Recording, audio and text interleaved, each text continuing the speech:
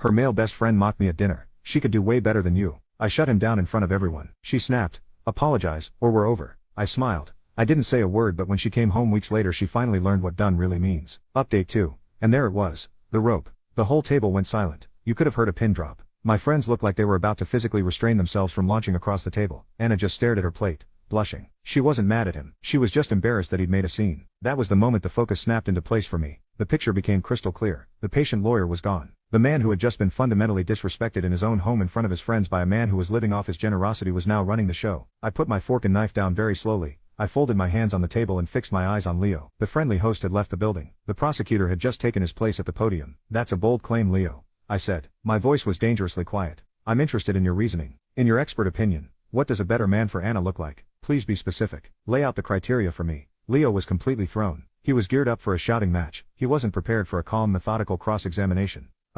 Well, he stammered. Someone more on her level. A creative. Someone who gets her. I see, I said, nodding. So, the main qualification is being a creative. An interesting theory, and I assume you see yourself as fitting this description. I think I understand her better than anyone, he said, puffing out his chest. Perfect, I said. So, you're the gold standard. Let's examine that. Let's add a few other factors to this analysis. Let's talk about something more concrete than vibes. Let's talk about investment. As everyone here knows, Anna is in her second year of law school. It's a top-tier program with a price tag to match. I'm paying for that. The whole thing. It's a major investment of capital, of course, but it's also an investment of faith. Faith in her, and faith in our future together. So, my question for you, Leo, as the self-appointed gold standard of what's better for Anna, is this. What have you invested in her future lately other than your consistently negative opinions of me? Leo's face went white. Anna shot me a panicked look. Jack, don't do this, she whispered. I held up a hand to silence her, my eyes still locked on Leo. I'm not done. Let's talk about the car she drives. It's safe. It's reliable. It gets her to school and back. I bought it for her. Now, you have a car too, right, Leo? A cool little convertible, that seems to break down a lot.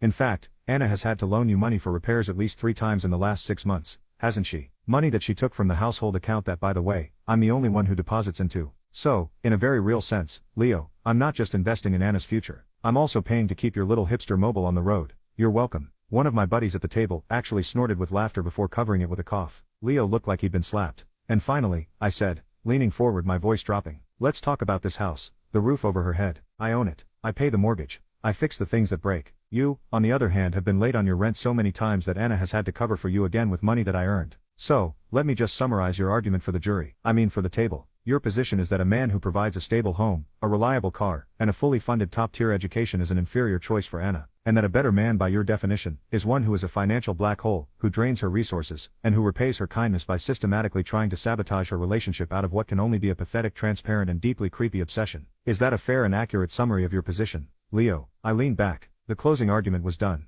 The room was utterly silent. Leo was a broken man, a witness who had just been torn to shreds on the stand. He just sat there humiliated, unable to speak. I looked at my friends who were all staring at Leo with open contempt. Then I looked at Anna. Her face was a storm of emotions, but the one that won, the one that broke through the shock and embarrassment wasn't relief. It wasn't gratitude. It was pure white-hot fury. She shot up from her chair, the legs scraping violently against the floor. Her whole body was shaking. I cannot believe you just did that, she hissed. You humiliated him in front of everyone. He humiliated himself, Anna, I said, my voice tired now. I just presented the evidence. Apologize to him, she demanded, her eyes blazing with a fire that was aimed entirely at me. Right now. Apologize to my best friend for what you just did. Apologize or we are over. Now, you can watch the third part by pressing share and more.